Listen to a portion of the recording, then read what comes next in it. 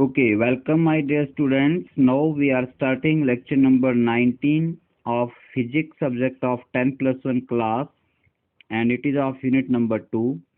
Today's first topic is velocity time graph of uniform motion. So previous lectures में हम लोग इस graph को पढ़ चुके हैं, ये कैसा आता है. So फिर भी थोड़ा सा मैं बता देता हूँ. यूनिफॉर्म मोशन VT ग्राफ का मतलब है हम लोग एक्स एक्सिस के अलोंग टाइम लेंगे और वाई एक्सिस के अलोंग हम लोग वेलोसिटी लेंगे, उसे हम लोग VT ग्राफ कहेंगे. ठीक है. यूनिफॉर्म मोशन का मतलब है object is moving with the uniform velocity. Object कैसे मूव कर रहा है? यूनिफॉर्म वेलोसिटी के साथ ट्रैवल कर रहा है, मूव कर रहा है. इसका मतलब ये हुआ कि उसकी वेलोसिटी चेंज नहीं होती है. So let us consider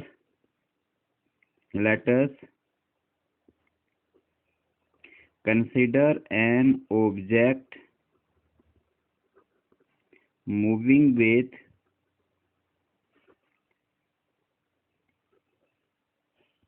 uniform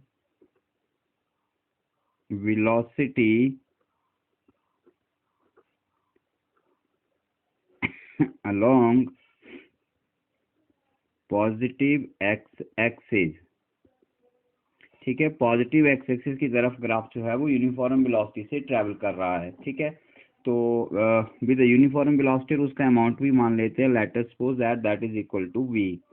सो उसका जो ग्राफ है वो कैसे बनेगा? देखिए उसका ग्राफ बनेगा इस तरह से आएगा. उसका ग्राफ देखिए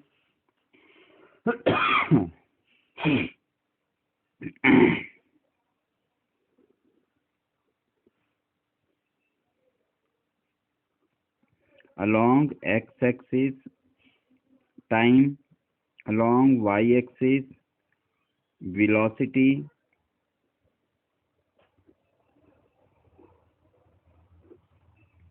so let us, this is your origin O.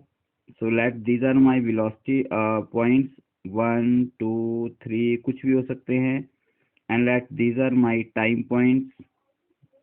ठीक है. अब वेलोसिटी v है तो मतलब जब टाइम आपका वेलोसिटी v कांस्टेंट वेलोसिटी है. कांस्टेंट वेलोसिटी का मतलब ये हो गया कि टाइम आपका 0 है तो आपकी वेलोसिटी v होगी. जब आपका टाइम 1 होगा तो भी आपकी वेलोसिटी v रहेगी. जब आपका टाइम 2 हो जाएगा तो भी आपकी वेलोसिटी v होगी. मतलब 1 hour 1 day 1 hour 1 second 1 minute कुछ भी हो सकता है. 2 आवर 2 मिनट 2 सेकेंड कुछ भी हो सकता है. मतलब टाइम इंक्रीज करता रहेगा, लेकिन आपकी जो वेलोसिटी है वो हमेशा क्या रहेगी? कांस्टेंट रहेगी. ठीक है. तो इस तरह का जो ग्राफ है बच्चों वो टाइम एक्सिस के पैरेलल आता है. तो late us suppose that this is the point of velocity v. ये हमारा पॉइंट है जहाँ पर वेलोसिटी v है. तो जीरो टाइम पर भी वेलोसिटी v रहेगी. For all time points velocity will remain v, so your graph will be like this way. It will be a straight line parallel to time axis. तो आप इसे लिख सकते हो. ये ग्राफ कैसा आएगा? ये ग्राफ आता है straight line parallel to the time axis. Good. Straight line parallel to the time axis. ये आपका ग्राफ हो गया. अब हम इसका थोड़ा सा एनालिसिस करते हैं आगे. Let us say that B consider any 2 point on the graph. ये मेरे कोई 2 पॉइंट हैं ग्राफ के ऊपर, पॉइंट ए और पॉइंट बी. तो पॉइंट ए पर भी वेलोसिटी v रहेगी, पॉइंट बी पर भी वेलोसिटी v रहेगी, क्योंकि वेलोसिटी क्या है आपकी? कांस्टेंट है, यूनिफॉर्म है.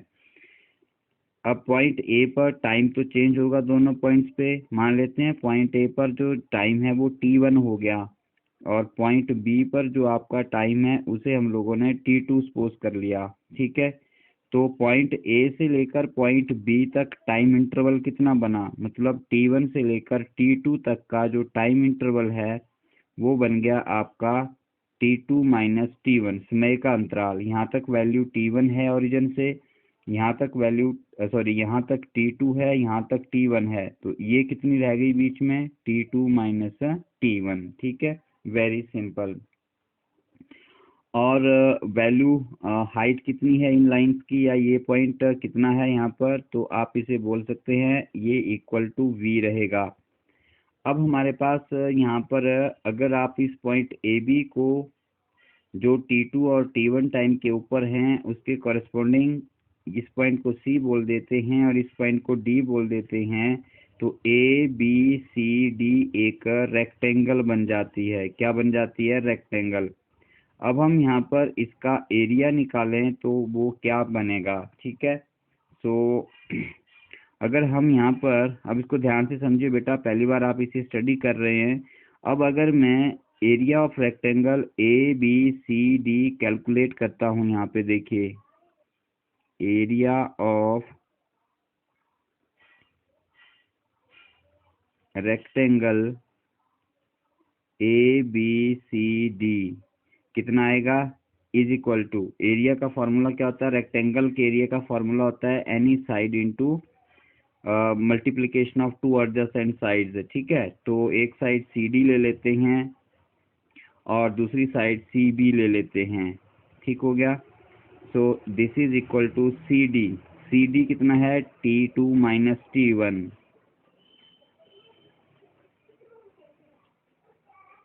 इंटू CB कितना है? वेलोसिटी V के इक्वल। तो बच्चों ये आ गया आपका area T2 minus T1 into V। ये क्या आ गया आपका? ये एरिया आ गया। But we know that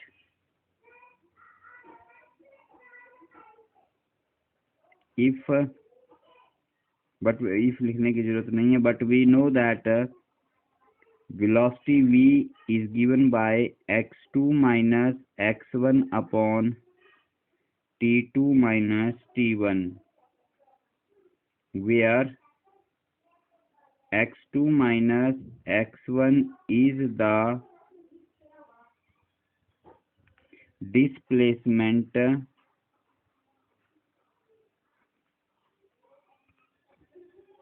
covered in time interval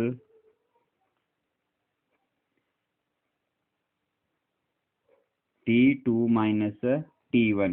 ठीक है, there is a light interruption my dear students, so wait for some time. Okay, so dear students, dear students, light interrupt हो गया था तो फिर से एक बार बता देता हूँ। V is equal to x2 minus x1 upon T2 minus T1 आता है, वेयर x2 माइनस x1 क्या होता है? Displacement covered in time interval T2 minus T1। तो इस वैल्यू ऑफ वेलोसिटी का जो है, इसे हम लोग अपने एरिया का जो है एक्सप्रेशन में पुट कर देते हैं, तो हमें क्या मिलता है? देयरफॉर एरिया ऑफ रेक्टेंगल क्या मिला? Area is equal to T2 minus T1 into velocity V। Velocity V का वैल्यू है x2 minus x1 upon T2 minus T1। तो ये T2 माइनस T1 और T2 माइनस T1 कैंसिल हो गया, तो हमारे पास क्या रह जाता है? यहाँ से हमारे पास रह जाता है area is equal to x2 minus x1, और x2 माइनस x1 क्या है बच्चों? ये है displacement. So my dear students, अब हम इसको यहाँ से एक बहुत इंपॉर्टेंट कंक्लूजन निकालते हैं कि एरिया इक्वल टू डिस्प्लेसमेंट आया, लेकिन कौन सा एरिया और कौन सा डिस्प्लेसमेंट? तो डिस्प्लेसमेंट है हमारा time interval T2 minus T1 में। अब ऑब्जेक्ट मूव कर रहा है तो गिवन इंटरवल में कुछ डिस्टेंस तो कवर करेगा, डिस्प्लेसमेंट कवर करेगा। तो दिए गए इंटरवल में उसने डिस्प्लेसमेंट कवर किया कितना? x2 minus x1। और x2 माइनस x1 किसके इक्वल आया? एरिया के इक्वल। एरिया कौन सा? रेक्टेंगल ABCD का। अब इस एरिया को कैसे डिफाइन करेंगे? ये दो पॉइंट जो है हमारे A और B, ये कॉरेस्पॉन्ड करते हैं इंटरवल T2 माइनस T1 को। दिस इज वेरी इंपॉर्टेंट, मतलब final time minus initial time interval के बीच का एरिया। और एरिया कौन सा? इसे हम रीड करेंगे फिजिक्स में, एरिया अंडर द ग्राफ। ये लाइन के नीचे आ रहा है और एक्स एक्सिस के ऊपर है, तो फिजिक्स में एक टर्म हम यूज करते हैं यहाँ पर इसके लिए, एरिया अंडर द ग्राफ। ठीक है, इस ग्राफ के नीचे का एरिया है। अब नीचे का एरिया तो ये सारा भी हो सकता है, तो हमने कंप्लीट तो नहीं लिया था, हमने सिर्फ ए से बी तक लिया था, और ए से बी तक का टाइम इंटरवल क्या था, T2 माइनस T1। तो इसे क्या लिखेंगे आप, एरिया अंडर VT ग्राफ इन इंटरवल T2 माइनस T1। तो यहाँ से हमारे लिए बहुत इंपॉर्टेंट कंक्लूजन बनता है। देखिए क्या कंक्लूजन बनता है, therefore so we conclude that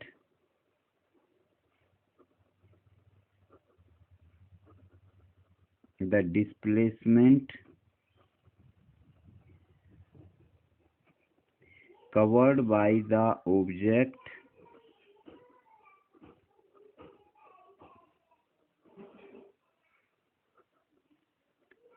in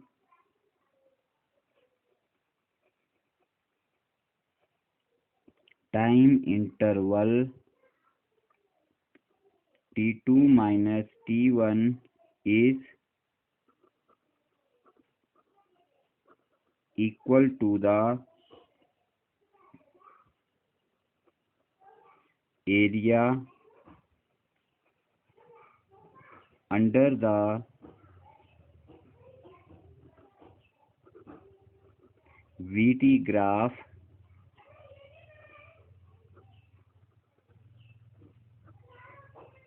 between the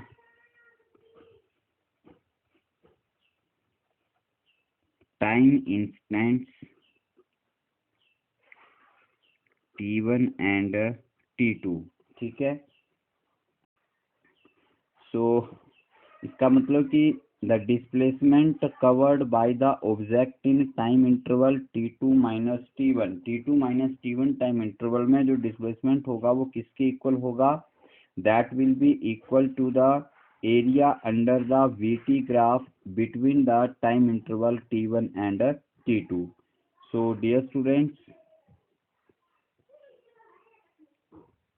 this is very important conclusion of VT graph. So keep in mind that अगर आपको ग्राफ दिया गया हो और पार्टिकुलर इंटरवल में डिस्प्लेसमेंट निकालना हो तो हम ग्राफ के नीचे का एरिया निकालेंगे, वो आपको डायरेक्टली डिस्प्लेसमेंट दे देगा। ठीक है, वो मोशन चाहे यूनिफॉर्म हो या नॉन यूनिफॉर्म हो, इसका फर्क नहीं पड़ता है, एरिया अंडर VT ग्राफ आपको डिस्प्लेसमेंट देगा। इस बात को आपने नोट रखना है। ठीक है, यहाँ पर मैंने एक चीज़ बताई थी आपको, जो VT ग्राफ है आप लोगों का इस तरह से हमने बनाया था। ये हमारी एक्स एक्सिस है, मान लीजिए this is our X axis and this is our Y axis. ऊपर आप लोगों ने वेलोसिटी लिया था वाई एक्सिस की तरफ, और इधर आप लोगों ने टाइम लिया था। तो हमने यहाँ पे लिखा था कि object is moving along the positive x axis, means आपकी right hand side object travel कर रहा है, तो उसका जो ग्राफ है बेटा दैट मीन्स वेलोसिटी आपकी पॉजिटिव है। इसका मतलब आपकी वेलोसिटी क्या है, पॉजिटिव है। तो पॉजिटिव वेलोसिटी के लिए जो ग्राफ है वो एबव द टाइम एक्सिस आता है इस तरह से। और अगर आपका ऑब्जेक्ट नेगेटिव एक्स एक्सिस की तरफ ट्रैवल कर रहा है, मोशन लेफ्ट साइड में है, तो वेलोसिटी को हम नेगेटिव मानेंगे। उस केस में वेलोसिटी नेगेटिव मतलब वाई एक्सिस पर वेलोसिटी का वैल्यू बिलो द ओरिजिन हो जाएगा। तो मान लो यहाँ जैसे आ जाता है, तो उसका जो ग्राफ है वो इस तरह से आएगा। ठीक है, आई बात समझ में, the graph will be below the time axis, वो टाइम एक्सिस से नीचे आएगा। ठीक है, लेकिन ये जो हमारा कंक्लूजन है VT ग्राफ का, ये दोनों के लिए एप्लीकेबल रहेगा। Right, no let us talk about the next graph. Okay dear students, let's take the next graph, VT graph of variable velocity. ठीक है, वेरिएबल वेलोसिटी में हमारे पास दो केस आते हैं, या तो वेलोसिटी इंक्रीज हो रही होगी या वेलोसिटी डिक्रीज हो रही होगी। तो हम पहले ले लेते हैं वेलोसिटी को इंक्रीजिंग वाला ग्राफ, जिसका नाम है uniformly accelerated motion. Accelerated motion means velocity लगातार इंक्रीज कर रही है। ठीक है, तो उसका जो ग्राफ है वो हम प्रीवियस लेक्चर में पढ़ चुके हैं। यूनिफॉर्मली एक्सीलरेटेड का जो ग्राफ है my dear students, that comes out to be like this way, वो कुछ इस तरह से बनता है, दैट इज लाइक दिस। ठीक है, मान लीजिए ये आपका अलोंग एक्स एक्सिस जो है हम लोग टाइम रखते हैं, पता है सबको, अब मालूम हो जाना चाहिए। अलोंग वाई एक्सिस हम लोग जो है वो वेलोसिटी रखते हैं। तो यहाँ पर हमारा टाइम 0 है, तो ये वेलोसिटी होगी, दैट मीन्स इनिशियल वेलोसिटी उसकी 0 नहीं है। तो इनिशियल वेलोसिटी को हम लोग u बोल देते हैं, जो इसकी नोटेशन है। ठीक है, let this is its initial velocity when time is 0 and let it is increasing like this way uniformly straight line with some slope. अब यहाँ पर जो ग्राफ है वो आपकी टाइम एक्सिस के साथ कुछ स्लोप बना रही है, ये देखिए लाइक दिस वे। ठीक है, तो ये एंगल आपका थीटा आ गया। तो अब इस ग्राफ की जो स्लोप है वो हमें क्या देती है, वो हमने पता लगाना है। तो कैसे करेंगे, let us take any 2 point A and B on the graph corresponding to A पर वेलोसिटी v1 सपोज कर लीजिए, और पॉइंट बी की कॉरेस्पॉन्डिंग वेलोसिटी v2 सपोज कर लीजिए। ठीक है, point A corresponding to time t1 हो गया, और point B corresponding to time t2 हो गया। ठीक है, वेरी सिंपल।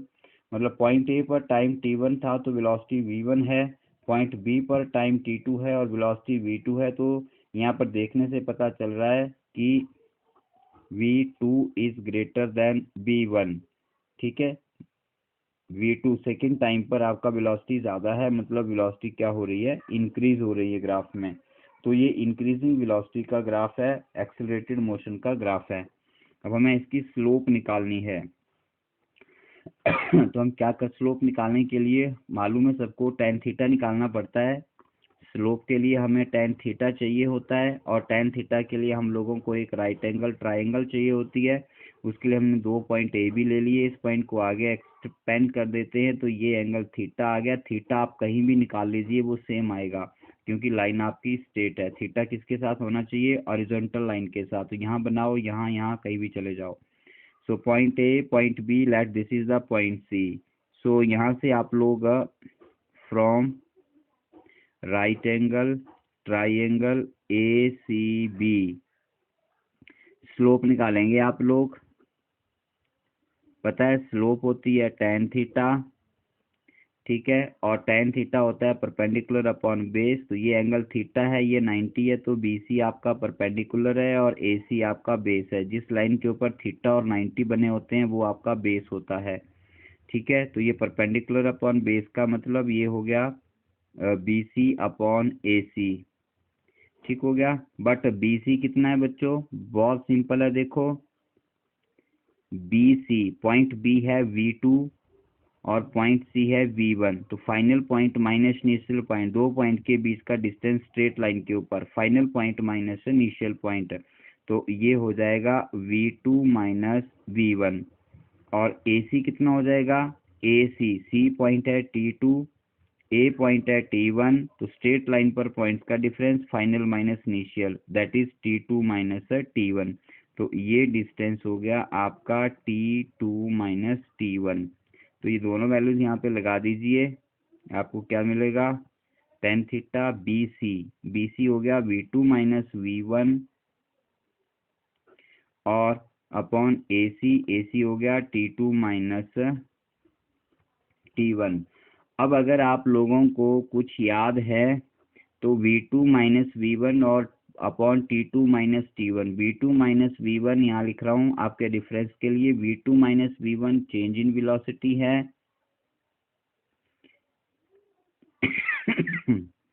क्या है ये, चेंज इन वेलोसिटी। और T2 माइनस T1 क्या है, टाइम इंटरवल, जितने में ये वेलोसिटी आपकी चेंज हुई। तो change in velocity upon time taken, previous lecture में पता है इसे हम लोग एक्सीलरेशन कहते हैं।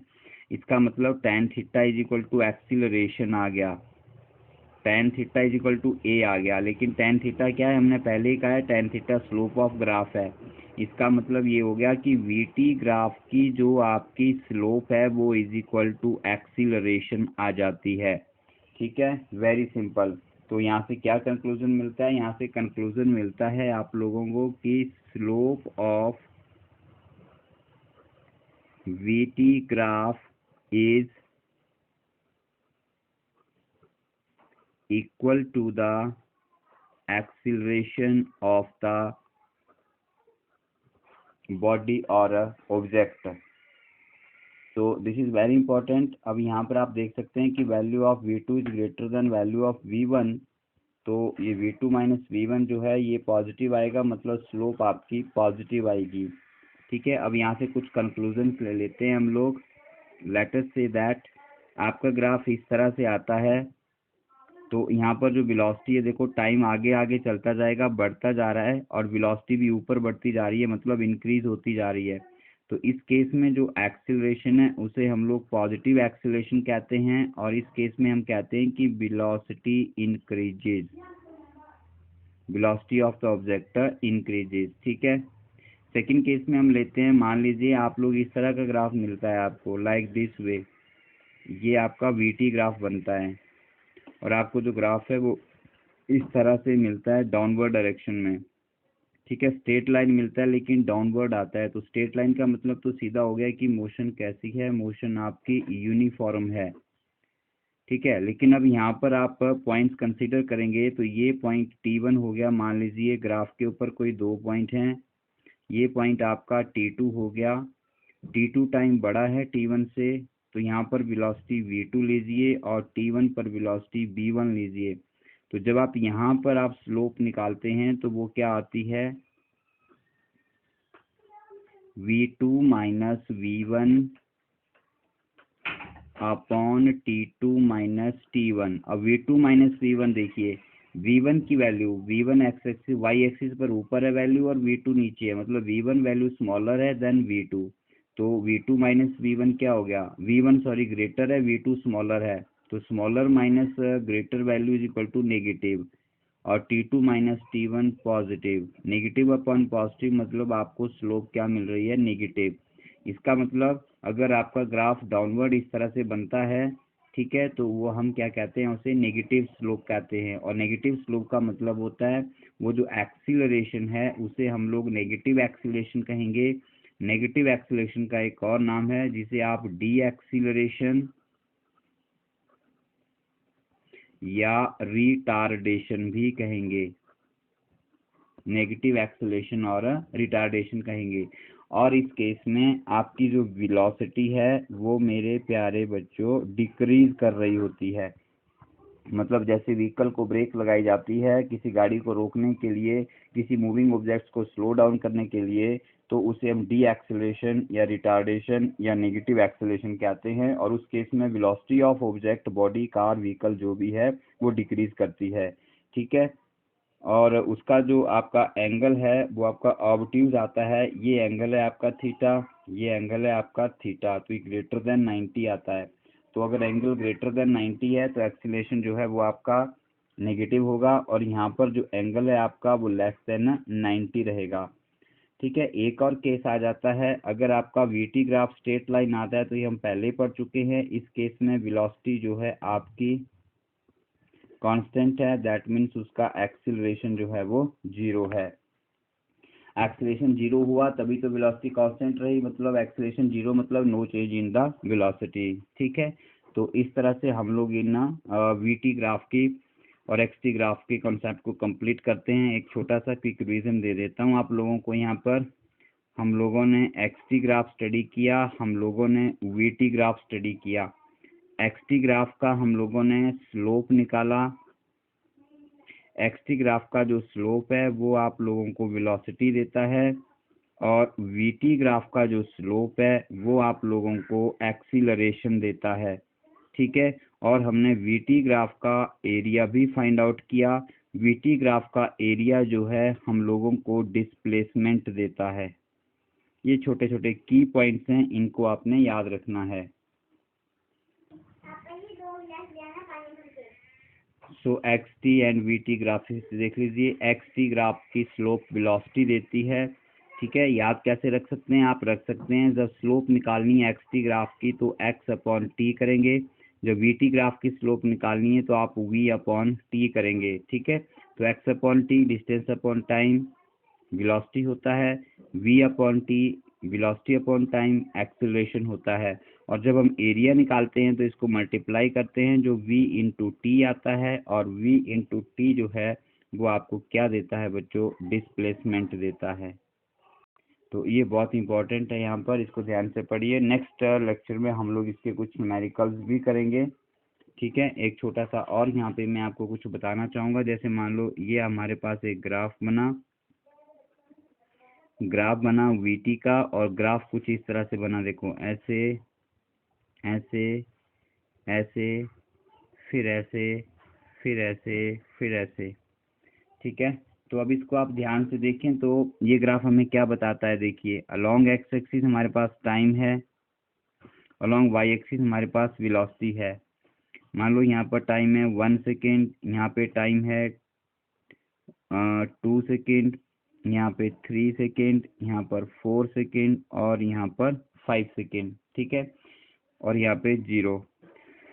तो आप ये बोल सकते हैं कि 0 से 1 सेकेंड के लिए वेलोसिटी इंक्रीज कर रही है। यहाँ पर जो एक्सेलरेशन है आपका वो कैसा है, पॉजिटिव है। 1 से 2 सेकेंड तक जो एक्सेलरेशन है वो आपका 0 रहा, मतलब वेलोसिटी कांस्टेंट रही। फिर 2 सेकेंड से 3 सेकेंड तक वेलोसिटी फिर से इंक्रीज करी, यहाँ पर फिर एक्सेलरेशन आपका पॉजिटिव हो गया। फिर 3 से 4 सेकेंड तक वेलोसिटी, देखो ग्राफ डाउनवर्ड आ गया आपका, तो यहाँ पर जो एक्सीलरेशन है वो नेगेटिव हो गया, और जो वेलोसिटी है वो आपकी डिक्रीज कर गई। आगे यहाँ से यहाँ तक वेलोसिटी फिर से कांस्टेंट रही, और यहाँ पर वेलोसिटी फिर से डिक्रीज कर गई। तो इस तरह के आपने ग्राफ से कंक्लूजन निकालने हैं, ठीक है। और finally at after 5 second your velocity again becomes 0, ठीक है। तो पीक वैल्यू कहाँ तक गई, यहाँ तक वो मैक्सिमम वेलोसिटी अटेन करता है। 0.3 सेकेंड के ऊपर वेलोसिटी मैक्सिमम होती है, मतलब पहले वेलोसिटी इंक्रीज करती है, फिर थोड़ा कांस्टेंट चलता है, फिर थोड़ा इंक्रीज करती है, फिर डिक्रीज करती है, फिर कांस्टेंट आता है, और फिर डिक्रीज करती है। तो इस तरह से आपने इस कॉन्सेप्ट को पूरा क्लियरली अच्छे सही ढंग से पढ़ना है। So that's all for this, have a nice day.